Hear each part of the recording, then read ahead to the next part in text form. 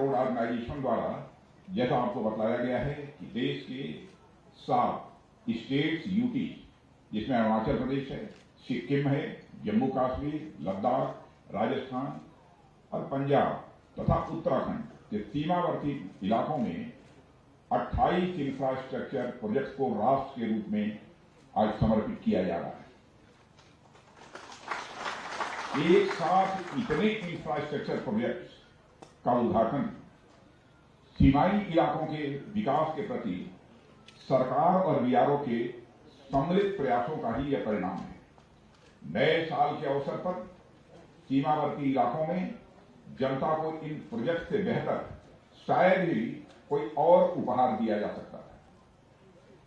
साथियों, अरुणाचल प्रदेश के कर्मठ मुख्यमंत्री श्री पेमा खांडू जी के नेतृत्व और मार्गदर्शन में इस प्रदेश ने पिछले कुछ वर्षों में डेवलपमेंट के नए आयाम स्थापित किए हैं। हेल्थ हो, एजुकेशन हो, ट्रांसपोर्ट हो या टूरिज्म हो, ऐसे लगभग सभी सेक्टर्स में इस ऊंचे प्रदेश ने नई ऊंचाइयों को हासिल करने में कामयाबी प्राप्त की है। और आज यह उद्घाटित हो रहा यह सियोंग ब्रिज इस रीजन सहित समस्त अरुणाचल प्रदेश के विकास को नई रफ्तार देगा, ऐसा मेरा पूरा विश्वास है। साथियों, बदलती दुनिया, बदलते समय और राष्ट्रों के बदलते इंटरेस्ट के मद्देनजर किसी भी राष्ट्र को अपने आप को सशक्त रखना एक बहुत बड़ी आवश्यकता है।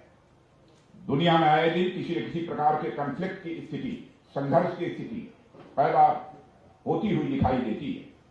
हालांकि भारत हमेशा युद्ध के खिलाफ रहा है और यही हमारे भारत की नीति रही है।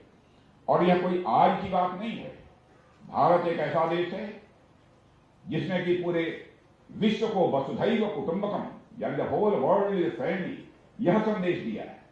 हमने भारत की सीमा में रहने वाले लोगों को ही अपने परिवार का सदस्य नहीं माना है, बल्कि पूरे विश्व की धरा पर रहने वाले लोगों को अपने परिवार का सदस्य मानने वाला दुनिया का इकलौता देश यदि कोई है तो हमारा और आपका देश यह भारत है। मैं आपको याद दिलाना चाहता हूं कि भगवान श्री राम ने हमें सिखाया है कि शस्त्र धारण किया जाता है तो शास्त्र अथवा धर्म व मर्यादा की रक्षा के लिए शस्त्र धारण किया जाता है। श्री राम ने हमें यह भी सिखाया है कि दूसरे देशों और राज्यों पर आधिपत्य के लिए युद्ध नहीं किया जाना चाहिए। लंका पर विजय पाने के बाद उन्होंने स्वयं राजा न बनकर न्याय संगत व्यवहार करते हुए विभीषण जो उन्हीं के उत्तराधिकारी थे उन्हीं को राजा बनाया था। भगवान बुद्ध ने भी हमें अहिंसा का ही पाठ पढ़ाया है।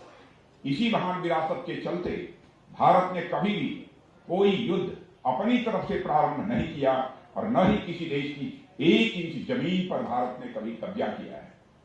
यदि कोई हमारी इस सदाशयता या शांति प्रियता को हमारी कमजोरी समझने लगे तो मैं उसे बताना चाहूंगा कि हम शांति के उपासक तो हैं ही, हम शक्ति के भी उपासक हैं।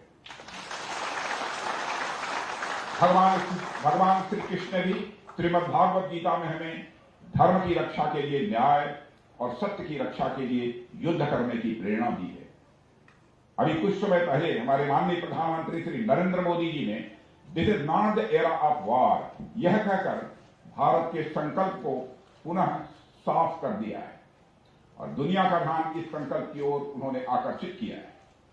यानी हम युद्ध में यकीन नहीं रखते, पर अगर हम पर युद्ध थोपा जाता है तो हमने उसका जमकर मुकाबला किया है और आगे करेंगे भी, इस पर भी हमारा पूरा यकीन है।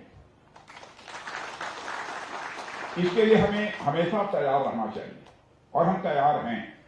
हमारी आर्म्ड फोर्सेस हमेशा इस बात को गंभीरता से ध्यान में रखती है और मुझे यह कहते हुए खुशी होती है कि बॉर्डर रोड ऑर्गेनाइजेशन सदैव उनके साथ कदम से कदम और कंधे से कंधा मिलाकर चलता रहता है। साथियों, हमारी आर्म्ड फोर्सेस के जवान बड़ी संख्या में ऐसे इलाकों में तैनात होते हैं जहां पूरे साल ट्रांसपोर्ट की कोई सुविधा उपलब्ध नहीं हो पाती।